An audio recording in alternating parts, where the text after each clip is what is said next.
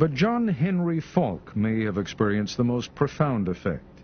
He was a graduate student when he interviewed the former slaves, including the two women you hear in this broadcast. Himself interviewed just before he died in 1979, Falk was going on about how he believed in giving blacks the right to go to school, giving them the right to vote, giving them the right to go into anything they qualified for. And then he said he experienced an epiphany.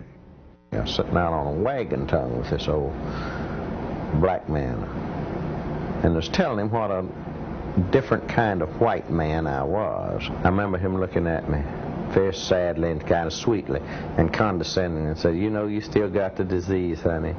I know you think you're cured, but you're not cured. You can't give me the right to be a human being. I'm born with that right. Now, you can keep me from having that. If you've got all the policemen and all the jobs on your side, you can deprive me of it. But you can't give it to me, because I was born with it just like you was." And my God, it had a profound effect on me. I was furious with him. But the more I reflected on it, the more profoundly it affected me. And I realized this was where it really was. Tell you the truth, when I think of it today, I don't know how I'm living. I remember that just as well looked like to me, I can. Been slaves all our lives, and mother was a slave, sister was a slave, father was a slave. They know nothing about reading right. All that I know, they teach you to mind your master and your missus. Mom and them didn't know where to go. You see, after she would go, just like you turned something out, you know, didn't know where to go. They are haunting voices from the past, not actors reading a script or scholars reading a text, but the actual voices of men and women, Americans, who were born in slavery. My name is Fountain Hughes. I was born in Charlottesville, Virginia. My grandfather belonged to Thomas Jefferson. My grandfather was 115 years old when he died. And now I am 101 years old. Other people didn't have no beds when they were slaves. People slept on the floor. Pallet here, pallet there. Just like a lot of wild people. We didn't know nothing. Didn't like to look at no book. Harriet Smith, remembering what she saw as a small girl during the final days of the Civil War. We stood on that picket fence all day long, seeing them soldiers going back to San Antonio and different places. Colored soldiers in Joe. That's right along by our house.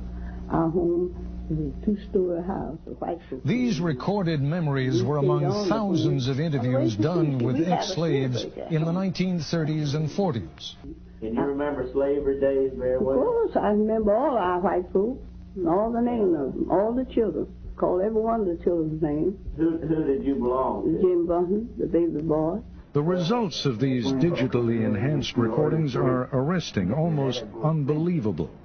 The idea of hearing the voices of actual slaves from the plantations of the Old South is as powerful, as startling, really, as if you could hear Abraham Lincoln or Robert E. Lee speak. Listen again to Fountain Hughes, who was born in 1848. We were slaves. We belonged to people. They sell us like they sell horses and cows and hogs and all like that. Have an auction bench, and they put you up on the bench and bid on you, the same as bidding on cattle, you know. Much of what these three former slaves say may at first seem unremarkable. Much of what they say may surprise and upset, and their calm demeanor is at odds with the evil and violence we associate with slavery. Here is 91-year-old Texan Laura Smalley talking in the 1940s about the outcome of a tussle between two women, one black, one white, one slave, one mistress. The mistress tried to slap the slave, but the black woman pushed her into a chair. Laura Smalley was a girl at the time, but she remembers vividly what happened to the black woman when the master came home.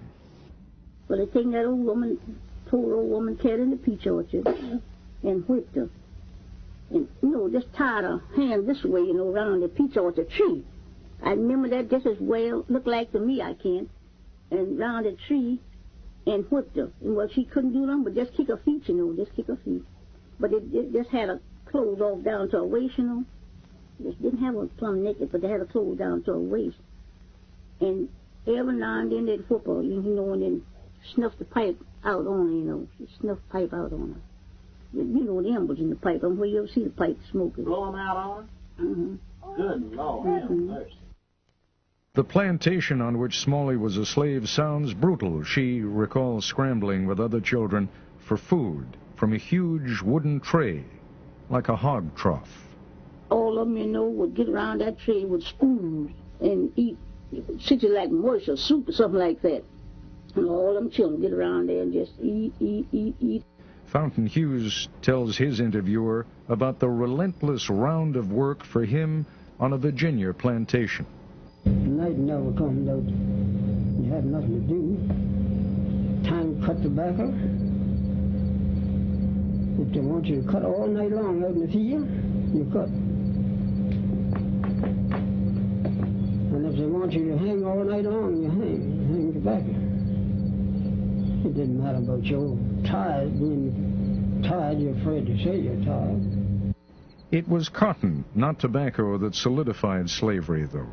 The invention of the cotton gin at the end of the 18th century made its processing easy, but the crop still needed enormous amounts of unskilled labor. Control of the slave and his labor through laws and regulations became paramount. Fountain Hughes talks about one of those controls, the pass system. Now, I couldn't go from here across the street, or I couldn't go to nobody's house without I have a note or something from my master. And if I had that pass, that was what we call a pass. If I had that pass, I could go wherever he sent me, and I'd have to be back. Whoever he sent me to, they'd give me another pass, and I'd bring that back, so to show how long. Even emancipation didn't truly free the slaves. Freedom freed slaves for more travail. The end of the Civil War found many cast adrift without skills and no place to go. And the Yankees who freed them weren't always seen as benevolent liberators. I remember when the Yankees come along and took all the good horses and took sold all the meat and flour and sugar and stuff out in the river and let it go down the river. And they know the people wouldn't have nothing to live on, but they done that. The ex-slaves left one hell for another, perhaps an even more dangerous one. No longer property, they didn't have the protections afforded property. When we were slaves, we couldn't do that, see? And if we got free, we didn't know nothing to do.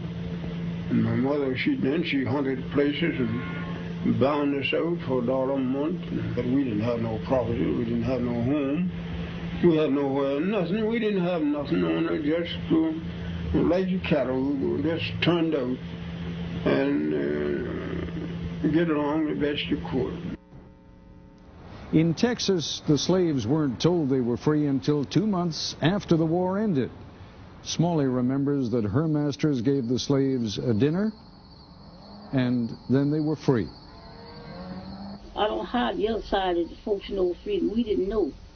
They just thought, we're just feeding us, Them didn't know where to go. You see, after freedom broke, just like he turned something out, didn't know where to go. But just where to stay. Didn't know where to go. Turn us out just like, you turn out cattle. In the narratives, the slaves used an interesting phrase for the end of slavery. They say, when the break came. Good times, easy times were not at hand. The trials for millions of black Americans didn't end in 1865. They continued. Laura Smalley and her family became sharecroppers. Harriet Smith's first husband was killed by whites during the Reconstruction, probably because of his political organizing. Fountain Hughes went north to Baltimore and worked at numerous jobs, including hauling manure. Not an enviable job, but it was the job of a free man.